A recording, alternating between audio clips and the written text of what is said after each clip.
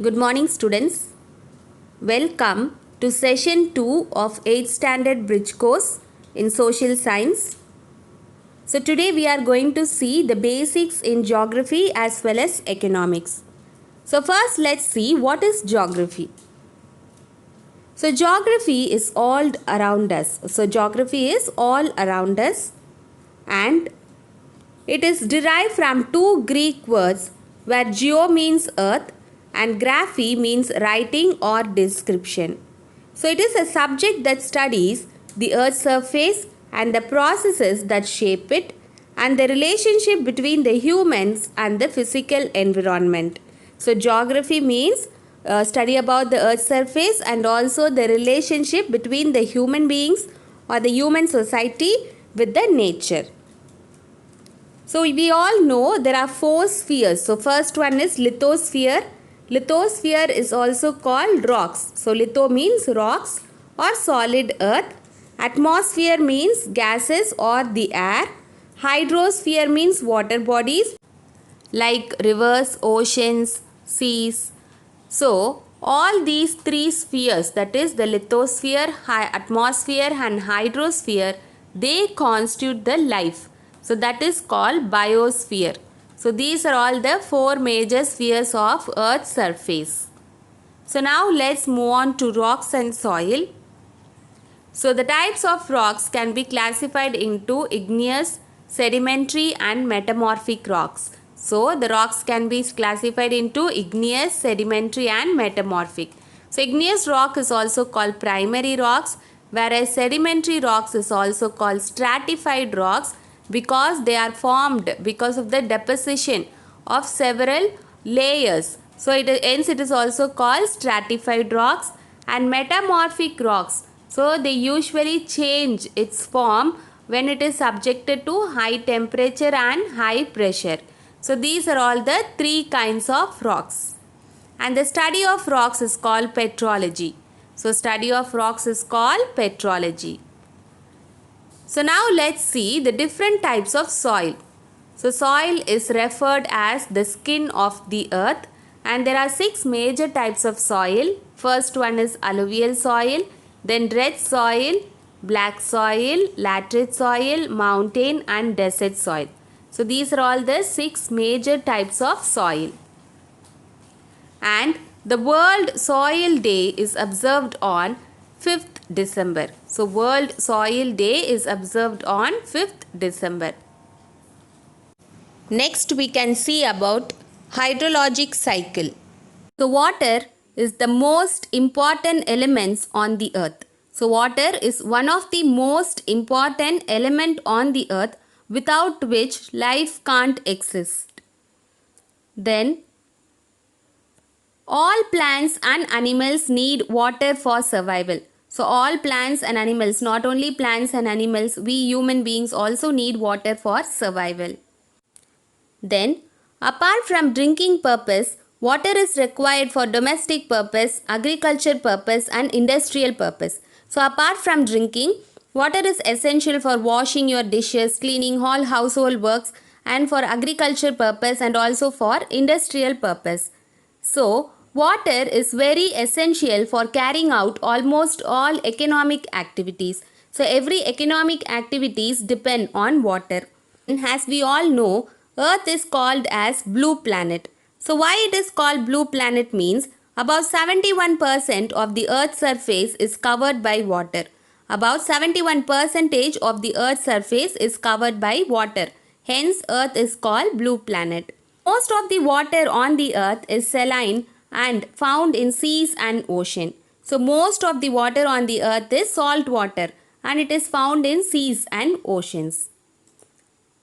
So now let's see the percentage of salt water and fresh water. So the salt water constitute about 97.2%. So children, the salt water constitute about 97.2%. Then the fresh water is about 2.8%. The fresh water is about 2.8%. So that's why we have seen that most of the water on the earth is salt water because the salt water constitute more, that is 97.2%, whereas the fresh water constitute only 2.8%. So out of this 2.8% of the fresh water, about 2.2 is available as surface water. So out of 2.8%, 2.2 is available as surface water. So surface water in the sense lakes, rivers, ponds. So these all comes under the surface water. And the remaining 0.6% is groundwater. So out of 2.8% of fresh water, 2.2 is surface water, in which 0.6 is groundwater. Then from the 2.2 of surface water, 2.15 is available in the form of glaciers and ice caps. So children, we have seen that 2.2 is surface water. So from the 2.2, 2.15 constitute the glacier and ice caps. And the remaining 0.01% of water is found in lakes and streams. So the remaining 0.01% is found in lakes and streams. And the remaining 0.04% is in other forms. So the remaining 0.04% is in other forms. Hydrologic cycle or water cycle. So what is the definition of hydrologic cycle and what are the phases involved in the water cycle? So first let's see what is hydrology. So hydrology is the science which deals with the various aspects of water such as its occurrence, distribution, movement and properties on the planet Earth. So hydro means water. So hydrology means it is a science which is related to the study of water. For example, its occurrence, its distribution and movements and all the properties of the water on the planet Earth. Hydrologic cycle. So hydrological cycle is a global sun-driven process where water is transported from oceans, atmosphere, from atmosphere to land and from land back to oceans. So children, hydrological cycle is a sun-driven process where the water is transported from the oceans to the atmosphere and again from the atmosphere it returns back to the land in the form of rain and then again it will get drained out into the oceans. So this process or this cycle is called hydrologic cycle. I hope you are clear with this. Then the water cycle can be considered as a closed system for the earth, as the quantity of water involved in the cycle is invariable, though its distribution varies over space and time.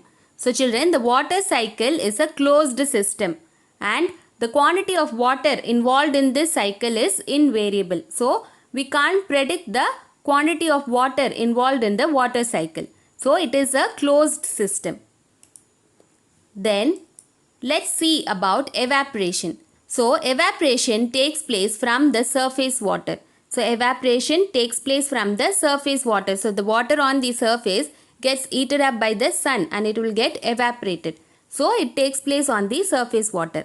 Then about transpiration. So what is transpiration? So transpiration takes place in plants. So the water from the plants, it get evaporated. So that is called transpiration.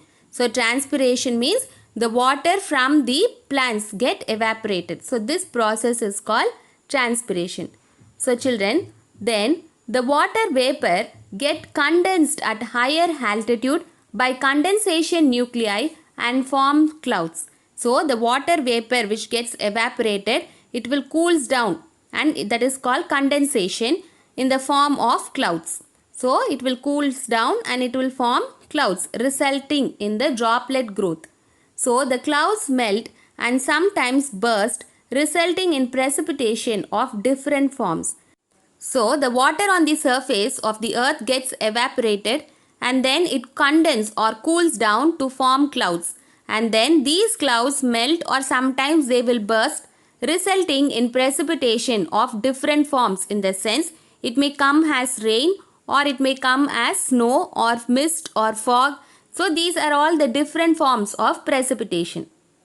Then a part of water from the precipitation flows over the land and that is called runoff. So you have noticed after the rain, the land, that is the surface, will be covered with water.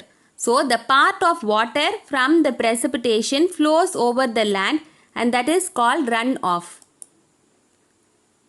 So the other part infiltrates into the soil which builds up the groundwater. So some it will be flowing on the surface of the earth and that is called runoff, and other part of the water may infiltrate into the soil. It can penetrate into the soil and such water forms groundwater. So some will be on the surface and some will be penetrate, that is infiltrate into the soil, and that constitute the groundwater. So next is hydrologic cycle is a circulation of water. So first the water will get evaporated, then condensed, again it will return as water in the form of precipitation. So it is a circulation of water. Then let's see about the components of hydrologic cycle. So what are the main components involved in the hydrologic cycle process or water cycle? So there are 6 major components. So 6 major phases in the water cycle.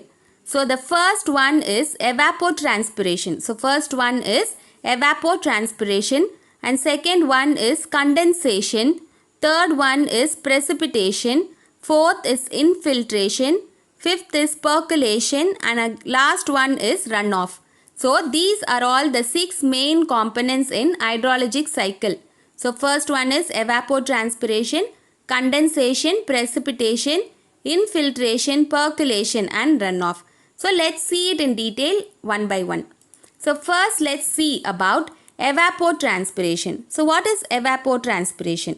So it is the total loss of water from the earth through evaporation from the surface water bodies and the transpiration from the vegetation. So evapotranspiration means the total water evaporation from the surface of the earth as well as the transpiration from the vegetation.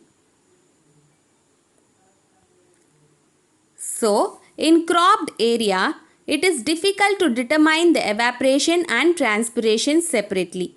Therefore, it is collectively called as evapotranspiration. So children, evaporation means the eating up, the conversion of water into water vapor. So that is called evaporation. And transpiration means evaporation of water from the plants. So both they combined and it is termed as evapotranspiration.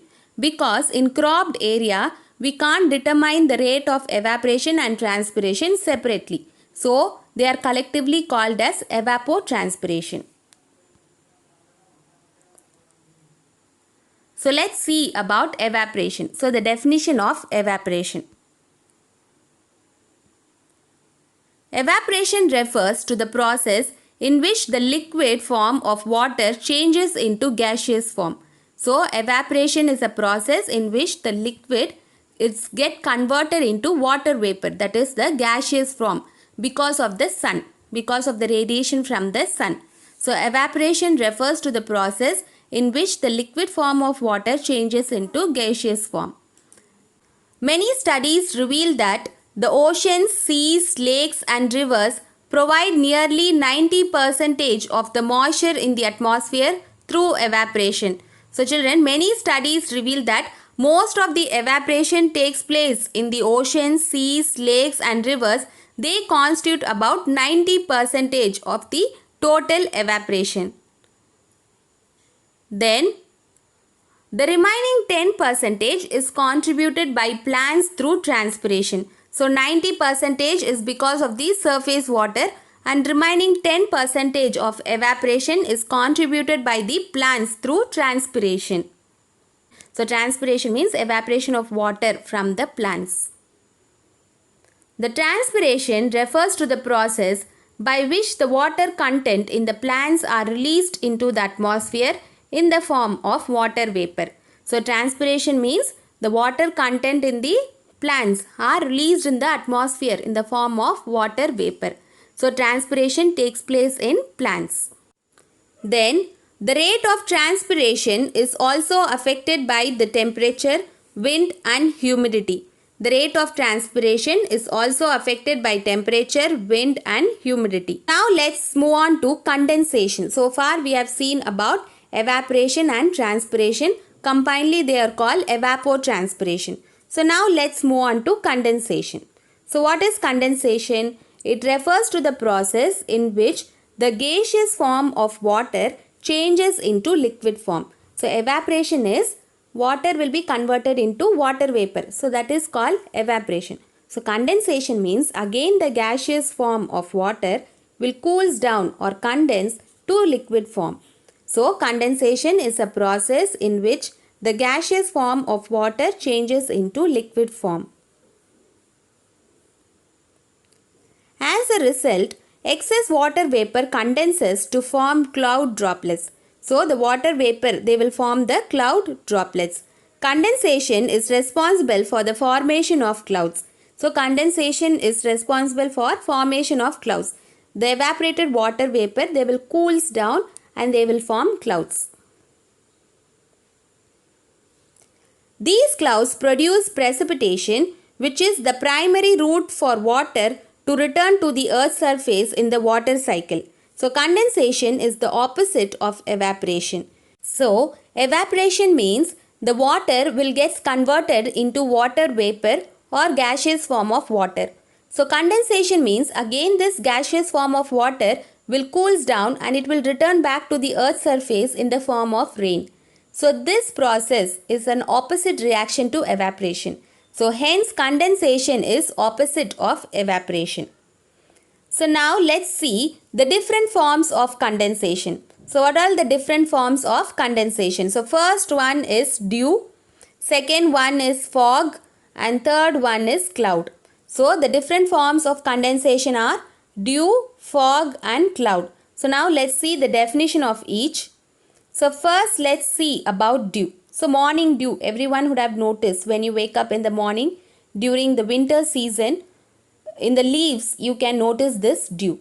So dew is a water droplet formed by the condensation of water vapor on a relatively cold surface of an object. So dew is a water droplets which is formed because of condensation, that is cooling down process of water vapor on a relatively cold surface of an object. It forms when the temperature of the object drops below the dew point temperature. So the dew occurs when the temperature of a particular object is below the dew point temperature. So dew means it is a tiny water droplet which is formed because of the condensation of water vapor. So next we can see about frost. So the ice crystals formed by deposition of water vapor on a relatively cold surface of an object is known as frost. So the frost are the ice crystals, whereas dew means they are the tiny water droplets. So frost are the ice crystals. They are formed by deposition of water vapor on a cold surface of the object. So it forms when the temperature of an object drops below the freezing point of temperature. So the frost is formed when the temperature of the object is below the freezing point temperature. So the next form of condensation is fog. So now let's see about fog. So fog is the suspended tiny water droplets or ice crystals in an air layer next to the earth's surface that reduces the visibility to 1000 meter or lower. So fog is suspended tiny water droplets in the atmosphere and it reduces the visibility. So we can't see for over 1000 meter or lower than this. For aviation purpose, the criterion for fog is 10 kilometer or less. So aviation means flight, that is the flying of aeroplane. So for the aviation purpose to fly an aeroplane, the fog condition should be 10 kilometer or less than 10 kilometer. That is the visibility should be 10 kilometer or less than 10 kilometer. So now let's see about mist. So what is mist? So the mist is the tiny droplets of water hanging in the air, and these droplets form when the water vapor in the air is rapidly cooled, causing it to change from invisible gas to tiny visible water droplets. mist is less dense than fog. So the fog and mist are same, but the density differs. So the mist is also a tiny droplets of water hanging in the air, but it is less dense than your fog. So the fog is very thick when compared to mist. Next, we can see about clouds. The clouds consist of tiny water droplets or ice particles which are so small and light in weight. Clouds are formed by microscopic drops of water or by small ice crystals. The size of the droplets generally range from a couple of microns to 100 microns. This is the limit beyond which the cloud drop become raindrops. So the clouds are tiny water droplets or ice particles which are so small and light in weight. So once the clouds will get cools, it will burst in the form of raindrops. So the clouds are formed by microscopic drops of water. So microscopic means very tiny drops of water or small ice crystal. So the size of the droplets will be less than 100 microns. So when the size of the water droplets crosses the limit of 100 microns, so when the size increases, the cloud will burst in the form of raindrops. So now let's move on to precipitation. So the third main component in the water cycle process is precipitation. So what is precipitation? Precipitation refers to all forms of water that fall from clouds and reaches the earth's surface. So after condensation, the water will precipitate and again it will return back to the earth. So precipitation refers to all forms of water that fall from the cloud and reaches the earth's surface. So now let's see what are the different forms of precipitation. So what are the different forms of precipitation in which the water again returns back to the earth's surface? The first form of precipitation, that is rain. The precipitation in the form of water droplets is called rain. The precipitation in which the size of the raindrops are less than 0.5 mm in diameter is known as drizzle. So if the size of the raindrops is less than 0.5 millimeter in diameter, then it is called drizzle. When the raindrops diameter is greater than 0.5 millimeter, then it is known as rain. So children, rain is the most common form of precipitation and it is occurring and it will occur in the form of rain droplets.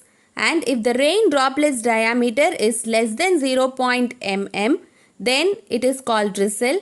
If the raindrops diameter is greater than 0.5 millimeter, then it is known as rain. So I hope you are clear.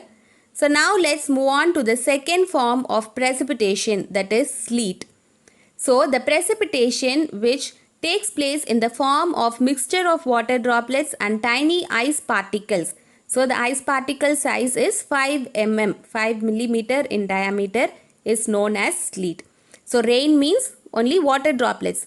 Sleet means the water droplets mixed with ice particles is called sleet. So the diameter of the sleet is 5 mm, that is 5 millimeter. So sometimes the raindrops fall through the layer of the air below 0 degrees Celsius, the freezing point of water. So next form of precipitation is the freezing rain. So at other times, the raindrops falling through the cold air near the ground do not freeze in the air. So they will not come as a ice particle, whereas when they touch the object, so when they touch the object, it will freeze. So instead, the raindrops freeze when they touch a cold surface. This is called freezing rain, and the drops of water are usually greater than 0.5 mm in diameter. So children, freezing rain means the rain will not come as ice drops, but when it comes in contact with the cold surface or the object, it will get freeze. So instead of the raindrops freeze when they touch a cold surface, and the drops of the water are usually greater than 0.5 mm in diameter. And the next form of precipitation is hail. The next form of precipitation is hail. The precipitation which consists of round pellets of ice which are larger than 5 mm in diameter is called hail or hailstones. So this type of precipitation is round pellets of ice. So the precipitation which consists of round pellets of ice which are larger than 5 mm in diameter is called hail or hailstones. So I hope you are clear. The next form of precipitation is snow. The precipitation in the form of powdery mass of ice is known as snowfall. So snow means powdery mass of ice. It is common in the polar and high mountainous region. So the snow is common in mountain regions and at the pole, that is North Pole and South Pole, because it is covered with ice. Because the poles will receive less or no sunlight, hence the North Pole and South Pole are covered with ice. So snow is a powdery mass of ice and it is a form of precipitation. So now let's move on to the other component of the water cycle, that is infiltration. So infiltration means, I have said before, penetration of water into the ground, into the soil. So water entering the soil at the surface of the ground is termed as infiltration. So infiltration means water entering the soil at the surface of the ground is termed as infiltration. So infiltration allows the soil temporarily to store water. So infiltration is a process which allows the soil to store water temporarily, making it available for plants and other microorganisms in the soil. Percolation. So let's see the definition of it. So what is percolation? It is the downward movement of infiltrate water through soil and rock layers. Infiltration occurs near the surface of the soil and delivers water from the surface into the soil and plant root zones. So infiltration occurs near the plant roots, whereas percolation is deep penetration of water through the rock layers. So I hope you are clear. Infiltration occurs near the plant roots, whereas percolation is deep penetration of water through the rock layers. Now let's move on to the last and final major component in the water cycle process, that is runoff. So let's see the definition of runoff. Runoff is the water that is pulled by the gravity across the land surface. So runoff is, so after the rain, you would have noticed in the streets, the water will be flowing in the streets. So that is called runoff. So runoff is the water that is pulled by the gravity across land surface. Now let's see about the types of runoff. So what are the different types of runoff? So first type is surface runoff. Surface runoff. From the name itself we can get, surface means the water flowing on the surface of the earth. It is the portion of rainfall which enters the stream immediately after the rainfall. It occurs when the rainfall is longer, heavier and exceeds the rate of infiltration. So this type of runoff occurs when the rainfall is heavy. That is, it exceeds the rate of infiltration. So the soil can't absorb the water. In this condition, the excess water makes a head over the ground surface which tends to move from one place to another following land gradient, and it is known as overland flow. When the overland flow joins the streams, channels or ocean, it is termed as surface runoff or surface flow. So children, this type of runoff occurs when there is heavy rainfall and it exceeds the rate of infiltration. So infiltration means what? The penetration of water into the soil. So this type is also called overland flow or surface flow. So now let's see the second type of runoff, that is subsurface runoff. So below the surface. Subsurface means what? Below the surface. It is also called interflow runoff. The water that has entered the subsoil and moves laterally without joining the water table to the streams, rivers or oceans is known as subsurface runoff. The subsurface runoff is usually termed as interflow. So the water that is entered the subsoil, that is the top layer of the soil, and moves laterally without joining the water table. So such type of flow is called interflow or subsurface runoff. The third type of runoff is base runoff. So base means below the subsurface is termed as base.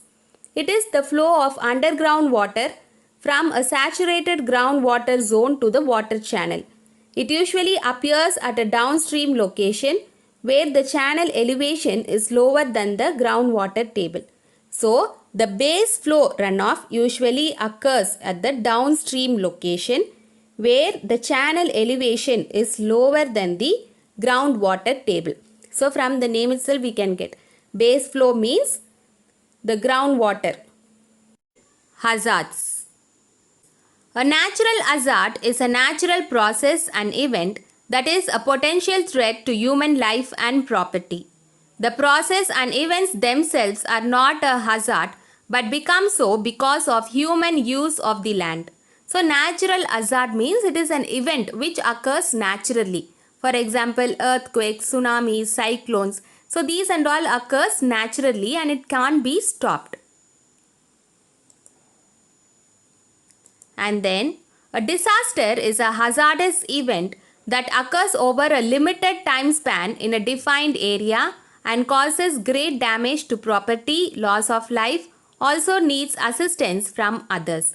So the definition for disaster is it is a kind of hazardous. Hazardous means dangerous event that occurs for a limited time span, that occurs for a limited period of time, and it takes only a short period of time to recover from it, and it causes a great damage to property, loss of life, and it needs some kind of assistance. Assistance means help to recover from the damage.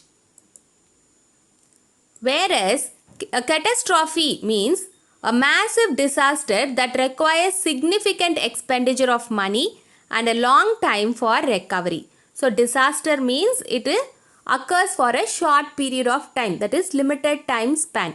Whereas a catastrophe is a massive disaster and it takes a long period of time to recover from it, and also lot of expenditure of money. It also takes lot of money to recover from it. So now let's see what are the types of hazards. So what are the types of hazards? So let's see it. So some hazards occur frequently and threat the people. So hazards are classified in different ways. So first one is based on their causes of occurrence. So hazards can be classified based on the cause of occurrence. And second type is based on their origin. So hazards may be classified under based on their causes of occurrence and based on their origin. So now first let's see about based on their causes of occurrence. So the types of hazards based on their causes of occurrence. So first one is hazards can be classified into natural hazards, human-made hazards, socio-natural hazards. So based on their causes of occurrence, the hazards can be classified into natural hazards, human-made hazards and socio-natural hazards. So hazards are classified into three types: natural, human-made and socio-natural hazards. So let's see the definition for each in detail. So first one is natural hazard. So first one is natural hazard. So from the name itself we can tell. So natural hazard means caused naturally. For example, flood, cyclone, earthquake, tsunamis. So these and all comes under natural hazards. So we can't stop it. These are the results of natural processes and man has no role to play in such hazards. So these are caused naturally, not because of humans. For example, earthquakes. So earthquakes is a natural hazard. Then flood. Flood is overflowing of dams. So flood is a natural hazard. Cyclonic storms. Next is drought. So drought is lack of water. And then volcanic eruptions. Then landslide. then tsunamis. So these are all the kind of natural hazards that cause a threat to the people, and it is caused naturally. So human has no role in natural hazards. So now let's see about human-made hazards, that is man-made hazards. These hazards are caused by undesirable activities of human beings. So the human-made hazards are caused because of the undesirable activities of human beings. So let's see what are the undesirable activities. So first one is the industrial chemical leak. So because of the carelessness, the industrial chemical leak will become a great threat, and also the oil spill. So such hazards can disturb the safety, health, welfare of people and cause damage or destruction to property. So the industrial chemical leak or oil spill, it is caused because of the carelessness. So such hazards can disturb the safety, health and welfare of the people, and it will cause a great damage to the property. And then the explosions. So it also will result in explosions. Then hazardous waste. So the hazardous waste. So the hazardous waste will mix in water and it will cause water pollution. So these are all the human-made hazards which are caused because of the humans. And then the pollution, that is the air pollution. So the air pollutions are caused because of the industries or traffic, number of vehicles are increasing. So these are all the causes for air pollution, and it is caused because of humans. And then water pollution. So the chemicals from the factories are let into the nearby lakes or rivers. So it causes the water pollution. And then the land pollution. So all the garbage are dumped on the soil. So it causes the land pollution. And then the dam failures. So it is caused because of the carelessness in the infrastructure. So the dam failures. And then war. So war or some civil conflicts. So civil conflicts in a state or civil conflicts in a country. So it causes a great damage to the public property as well as loss of life, and also terrorism. So these are all the man-made hazards. So these are all the human-made hazards which is a great threat to the property as well as to human beings' life. So I hope you are clear with natural hazard and man-made hazards. So now let's move on to the third type of hazards based on their cause of occurrence, that is socio-natural hazards. Socio-natural hazards is also called as quasi-natural hazard. Socio-natural is also called quasi-natural hazards. So these hazards are caused by the combined effect of natural forces and misdeeds of human. So the socio-natural hazards are caused by the combined effect of natural as well as the man-made hazards. So let's see some of the example for better understanding. So for example, the frequency and intensity of floods and drought may increase due to the indiscriminate felling of trees, particularly in the catchment areas of rivers. So the deforestation. So deforestation means cutting down of trees frequently near the catchment areas will result in frequent flood as well as drought. So drought means lack of water. If there is no trees, there will be a disturbance in the water cycle and there will be a reduction in the rainfall. So the frequency and intensity of flood and drought may increase due to the indiscriminate felling of trees. That is because of deforestation. Because of cutting down of trees, it results in high frequency and intensity of floods and drought. So it is a mixture of both natural as well as the human-made factor.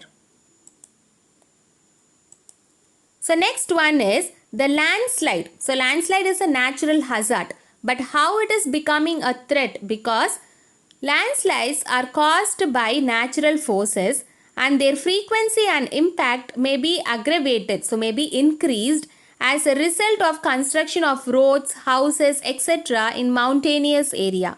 So the construction of roads and houses near the mountain areas will become a great threat to life. So landslide is a natural cause, but the construction of the roads and houses near the mountainous area will become a threat to the life of the people.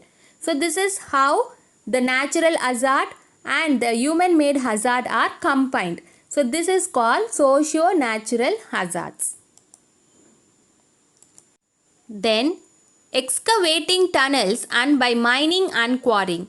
So the excavation of tunnels are also one of the major factor for the occurrence of landslide.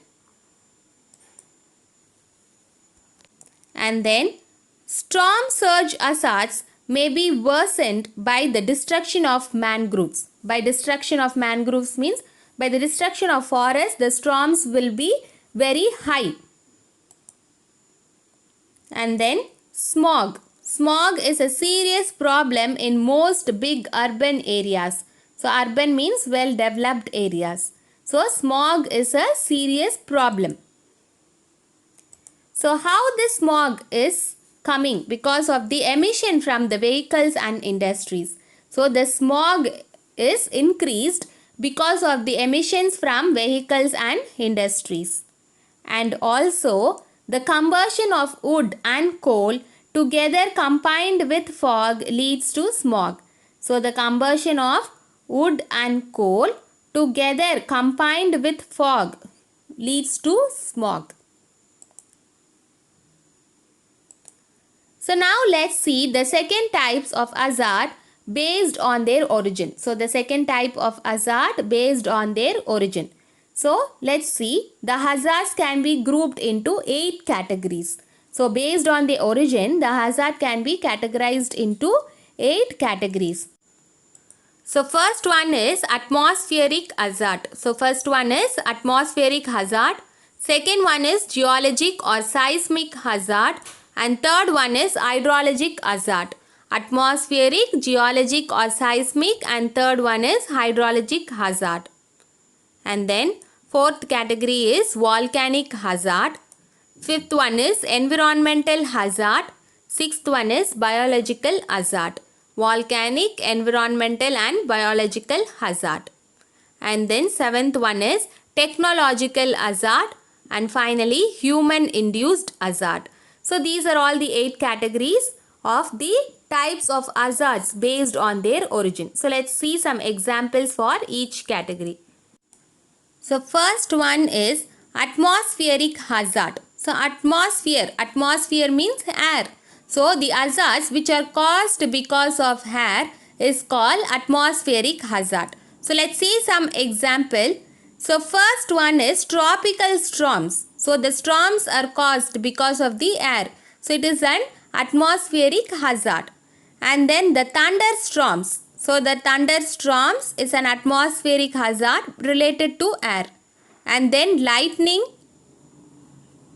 And then the tornadoes. So tornadoes is also an atmospheric hazard. And then the avalanches. So avalanches are mostly caused in glaciers. And then the heat waves. So heat waves are a kind of hot air. And then the fog. And the forest fire. So these are all the hazards which are caused because of the air. So it is called atmospheric hazard. So the origin of such kind of hazard is from the air. Hence it is called atmospheric hazard. So now let's move on to the second category or the second type of hazard based on their origin, that is geologic or seismic hazard. Geologic or seismic hazard. So because of the earth's surface.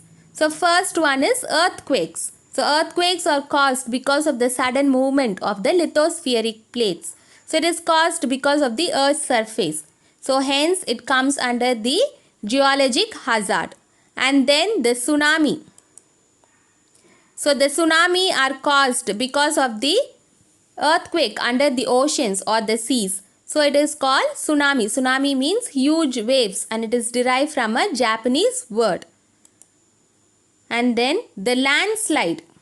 So the landslide is caused on the earth's surface. So hence it comes under the geologic hazard. And then the land subsidence. So the land subsidence also occurs on the earth's surface. So these kinds of the hazards comes under geologic or seismic hazard. So now let's move on to the third category, that is hydrologic hazard. So hydro means water. So water related hazard comes under hydrologic hazard. So first one is flood. So flood is an hydrologic hazard. And then drought. So drought is because of the lack of water. And then the erosion, the coastal erosion is an hydrologic hazard. And then the storm surges. So these are all the hydrological hazards. So now let's move on to the volcanic hazard. The volcanic hazards are caused because of the volcanoes. For example, the volcanic eruptions and lava flows comes under volcanic hazard. So the eruption and lava flows comes under volcanic hazard. And the next category is environmental hazard. So next one is environmental hazards. So in that the first one is air pollution. So the pollution of air is a kind of environmental hazard. And then water pollution. So water pollution is a kind of environmental hazard. And then land pollution, that is soil pollution, is a kind of environmental hazard. Then desertification. So desertification means cracking of land because of lack of water is also an environmental hazard. Global warming.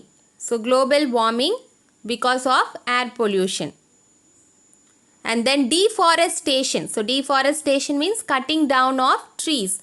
So these are all the kinds of environmental hazards. So now let's move on to biological hazards. So move on to biological hazards. So let's see some example for this kind of hazard. So the viruses. For example, the current pandemic COVID-19 virus is a biological hazard. And then HIV virus. And then the killer bees. So the killer bees also comes under biological hazard, which is a great threat to the people. So now let's see the technological hazard. So the hazards or the disaster which are caused because of the advancement in the technology. So not only advancements in the technology, because of the carelessness in the technology. So let's see it. So first one is hazardous materials. So hazardous materials means very dangerous or explosive materials which are handled without any proper care. And next one is fires. So the accidents in the industries or the fire explosions in the industries are caused because of the technological failure in the equipment. And then the infrastructure failures, that is for example dam failures. So these are all the great threat to the people which are caused because of the carelessness in the technology. And then the human induced hazard, the last category of hazard based on the origin is human induced. So human induced means caused because of the human. So first one is terrorism. So terrorism is a kind of human induced hazard and it is a great threat to the society. And then the bomb blast. So because of terrorism, bomb blast will occur. And then war. And then accidents. So road accidents also human induced hazard, because of the carelessness road accidents will take place. So without following the road rules or the safety rules, the road accident will take place. So it is a kind of human induced hazards. And then civil disorders, civil conflicts. It causes a great damage to the public property as well as loss of life. So children, these are all the types of hazards based on their origin. Map reading. So map and globe are the important tools for geographers. So both the map as well as globe is very important for a geographer to locate a particular place and also to locate the direction of the particular place. And then maps help geographers to compare places and relate people's activities to the locations where they live. So the map helps to compare places means it helps to compare the distance from one place to another and also to find out the people's activity according to their location. So now let's see what is a map. So now let's see the definition for a map. So far we have seen that maps as well as globe, it helps to locate a place or else to find out the direction of a particular place. And also the cartographers. So cartographers are the person who design the map. So they design it in a understandable way. So now let's see the definition for a map. So a map is a visual representation of an entire or a part of an area typically represented on a flat surface. So a map is a visual representation of the entire part or else a separate part of an area and they are represented on a flat surface. So now let's see what is the difference between a map and a globe. So what is the major difference between a map and a globe? So one is everyone know map is very easy to carry.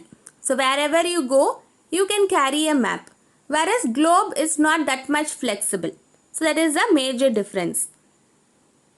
Now let's see some other differences. Map gives a two-dimensional representation of a certain regions or the entire world. So map gives the 2D picture. So maps gives a two-dimensional representation of certain regions or the entire world. Whereas the globe, so the globe gives the 3D picture. So the globe gives the three-dimensional representation of the entire world and it is the miniature form of the earth. So it is the model of the earth. So children, I hope you are clear with the difference between a map and a globe. So a map is portable. It is easy to carry, whereas globe is not portable. And also the map gives more details, whereas we can get less details from a globe. And also a map is a two-dimensional image, whereas a globe is a three-dimensional model. So it is a model of the earth. So now let's see the study and practice of many phases of maps and map making is called cartography. So cartography means study of maps. So cartography means study of maps as well as map making is called cartography, and those who design the map is called cartographers. So it can be described as an art and science of map making. So cartography is the art and science of map making. So make a note of it. So now let's see the components of a map. So whenever you see a map, you can notice all these components. So the first one is title. So every map has a title. So the first component is title. Second one is scale. Third one is legend or key. Fourth one is direction. So these are all the main components of a map. So these are all the main details present on a map. And also fifth one is the source. So you can know about the source of the map. And also the map projection and locational information and conventional signs and symbols. So these are all the main components or the main details present on a map. So let's see it one by one. So first one is title. So every map has a title. For example, if you go and buy a map in a shop, you will ask India physical map or India outline map or India river map. So this is the title for a map. So let's see the definition.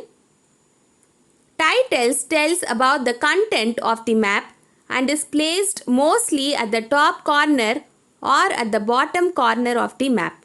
So title tells about the content. For example, as I said, if you go to a shop, if you ask for India river map, means it shows the rivers, the source and destination of the river.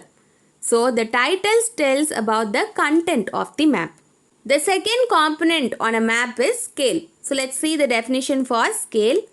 The scale is the ratio between the actual distance on the ground and the distance shown on the map. So you would have noticed on the map. So this is the scale. So scale is the ratio between the actual distance on the land to the distance on the map. Definition for small scale maps. So why the small scale maps are used means it is used to represent large areas.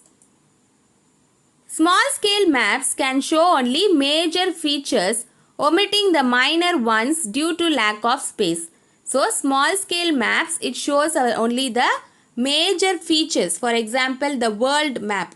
So the world map is a small scale map. So it gives only the major features like the continents and major countries.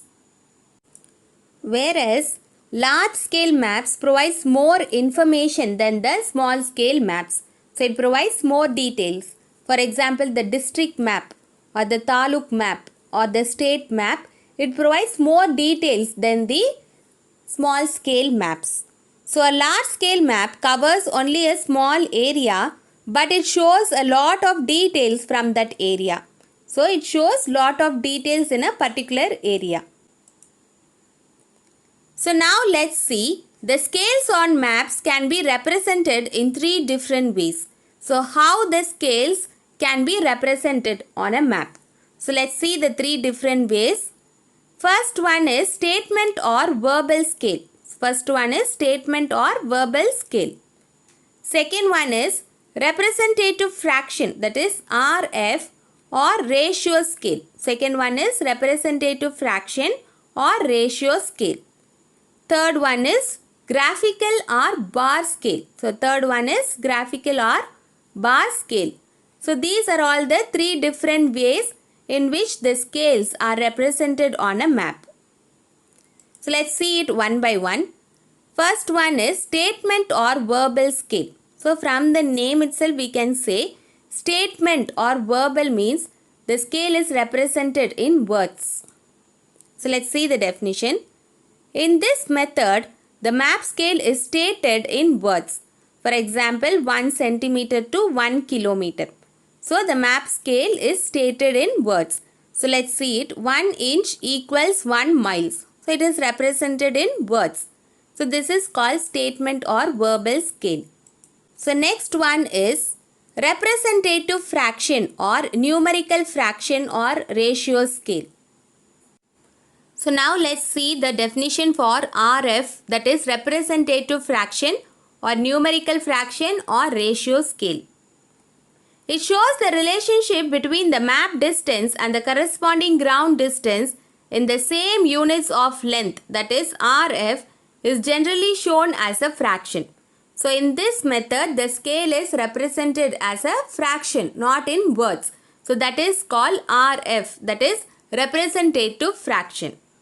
The third type of scale representation is graphical or bar scale or linear scale. So this is the third type of representation, that is called graphical or bar scale or linear scale. A graphic scale looks like a small ruler drawn at the bottom of the page. This line is divided and subdivided into lengths, each of which represents a certain distance on the ground. So it is like a graph. So a graphical scale is like a graph. It is drawn like a graph. Its component is legend or key. So a map key or legend is included in a map to unlock it. It gives you the information needed for the map to make sense. So legend or key is the information which is provided in the form of symbols. For example, if you notice, H means hospital. For example, this kind of symbol means restroom. This aeroplane symbol means airport. So it provides some information. So now let's move on to the next main component on a map, that is direction. A map must indicate direction. This is done by the means of an arrow pointing to the north. So a map must indicate the direction. So every map will indicate a direction. So if you buy a map, kindly make a note of it. A map will indicate a direction mostly pointing towards the north. Once the north is located, it is easy to find the rest of the direction. Once you locate the north direction, we can easily find the rest of the direction. So north, east, south, west. So this intermediate direction is called northwest. So this is northeast. So this part is southeast and this is southwest. So even you can find the intermediary directions also. So first thing is we have to locate the north. And next one is source. So the next main component is source. Source means from where we get an information. Source means from where we get or the starting point. So let's see the definition. All maps must show the source of the data used in the respective maps. The source should normally be given outside the frame of the map on the bottom right. So the source must be given outside the frame of the map in the bottom right. For example, this map is from the GIS for Educator. So this map is collected from GIS for Educator.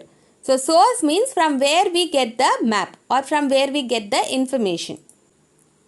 And next one is map projection and locational information. So next one is map projection and locational information. A map projection is a way of representing the spherical earth on a flat surface of a map. So map projection means it is a way of representation of the spherical earth on a flat surface. So way of representation of the place on a flat surface is called map projection. Next one is conventional signs and symbol. So the next component on the map is signs and symbols. Conventional signs are symbols used in maps to represent different features. The symbols are explained in the key of the map. So now let's move on to the different types of maps. So let's see about the different types of maps. First one is relief map. So first one is relief maps. Second one is cadastral maps. Third one is thematic maps. So the three different types of maps are relief maps, cadastral maps and thematic maps. So let's see one example for each and the definition for each. So first one is relief map. So relief map is also called physical map. So the map that shows the physical features of an area is usually called a physical map or a relief map. So the map that shows the physical feature, for example, the mountains, the rivers, the vegetative cover. So these are all the physical features. So those type of maps are called relief or physical map. So now let's see about the cadastral map. So the second type of map is cadastral map.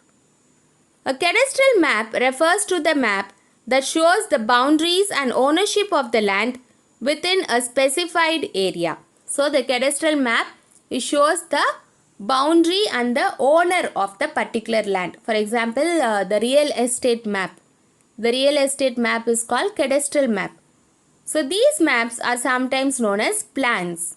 So the cadastral maps are sometimes called plans. So children, cadastral map shows the boundaries and the owner of a particular place. So it is also called plan. So now let's move on to the third type of map, that is thematic map. So the third type of map is thematic map. So theme, it is based on a particular theme or a particular concept or a particular idea. So let's see the definition. A thematic map is a map that focuses on a specific theme or a subject area such as physical phenomena like temperature variation, rainfall distribution and population density in an area. So thematic map, it focuses on a particular concept. For example, temperature, rainfall or population. So now let's see the uses of maps. So why the map is useful? First one is to find the location of objects and places. So map is very useful to find the location. The second use is to find the transportation routes. So to find the land route, rail route, so map is very useful. The next one is maps showing strategic locations are useful for military. So map is very useful in military service. Next one is it serves as a tourist guide. So map is considered as a tourist guide. To find the spatial distribution of different phenomena, to find the space between one place to another place, map is very useful. Next one is display weather condition. So we can also display the weather condition through maps. Next is highly helpful in learning geography. So map is very useful to learn geography. And then represent the real world on a small scale. So map can represent. So map is a visual representation of the earth on a flat surface. So it represents the real world on a small scale. Next we shall see about exploring continents like Africa, Australia and Antarctica. So continent means a huge land masses on earth are called continents, and there are 7 continents. So let's see the 7 continent names. They are Asia, and second one is Africa, third is North America, fourth is South America, fifth is Antarctica, sixth is Europe, and seventh is Australia. So the 7 continent names are Asia, Africa, North America, South America, Antarctica, Europe and Australia. So the largest continent is Asia and the smallest continent is Australia. So the largest is Asia and the smallest is Australia. So first let's see about Africa. Africa is the second largest and second most populous continent after Asia, and also the equator passes through the middle of Africa and cuts into 2 equal halves. It is the only continent through which the major latitudes such as Tropic of Cancer, Equator and Tropic of Capricorn pass. And also the world famous Sahara Desert is located in the northern part of Africa. It is one of the largest hot deserts in the world. So Sahara Desert is the largest desert in the world. And also the Nile is the longest river in the world with the length of 6,650 km. It has 2 main tributaries. So River Nile is the longest river in the world. And the country Egypt is called the gift of the Nile as it is the lifeline of the Egypt. Without Nile, the Egypt would have been a desert. So country Egypt is called gift of Nile. So now let's see about Australia. Australia was the last of all the continents to be discovered, and this was due to its remoteness. Australia is the largest island and smallest continent in the world. And Australia was discovered by Captain James Cook, an English seaman, in 1770. So Australia continent was discovered by Captain James Cook. And also the Tropic of Capricorn cuts the continent almost into 2 equal halves. Our area of the country is about 7.68 million square kilometer. And then the Artesian Basin are the regions on the Earth's surface where the water gushes out like a fountain. So the Artesian Basin in Australia is a region on the Earth's surface where the water comes out like a fountain. And the Great Artesian Basin in Australia is the largest and deepest basin in the world. Now let's see about Antarctica. Antarctica is the southernmost and fifth largest continent in the world. Since it is located in the polar region, it is the coldest continent with a permanent cover of ice. And also, it is separated from the rest of the world by the icy water of the southern portions of the Indian, Atlantic and Pacific Oceans. It covers about 9.3% of the Earth's surface with an area of over 14 million square kilometer. Antarctica has West Antarctica and East Antarctica. Scientists of any country are free to conduct experiments and collect data from Antarctica. Hence, this continent is called Continent of Science. The West Antarctica faces the Pacific Ocean. The Antarctic Peninsula, which points towards the South America, shows that it is the continuation of the Andes mountain range. And the East Antarctica faces the Atlantic and the Indian Oceans. The Mount Erebus in this region is an active volcano. It is located in the Ross Island. So, Mount Erebus is an active volcano in the East Antarctic region. Then, McMurdo is the largest research station in Antarctica. It was set up by the United States of America. So, since it is free to conduct experiments in Antarctica, the US, that is United States of America, they have started a largest research station and it is called McMurdo. And then Dakshin Ganthori was the first Indian scientific research base station in Antarctica. So Dakshin Ganthori was Indian research space base station in Antarctica. Now let's move on to economics. So what is economics? Economics is the study of how societies, governments, business, household and individuals allocate their scarce resources. So economic means it is the study of production, investment, savings and all. So before the invention of money, the people followed barter system. So barter system means exchange of goods for goods or commodities for commodities. So say there are certain disadvantages in this barter system. So let's see the disadvantages. So even though it is the simplest form of exchange, there are 4 drawbacks in the barter system. So first one is lack of double coincidence of wants. That means 2 persons, one is having sugar, another one is having wheat. So the person with sugar, he wants wheat, but the person with wheat, he wants rice. So what they have to do here is the person with sugar, that is person 1, has to go and exchange with some other person who have rice. Again he have to come and exchange with person 2. So it is a very complex process. So that is lack of double coincidence of wants. And second drawback is lack of common measure of value. So there is no standard measure in the product.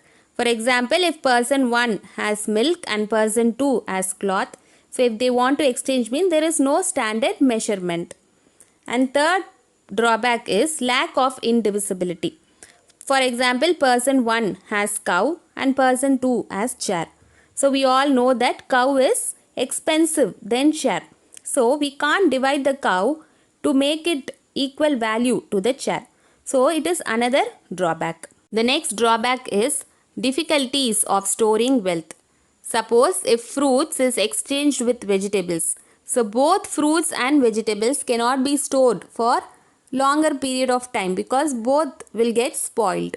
So these are all the 4 drawbacks of barter system.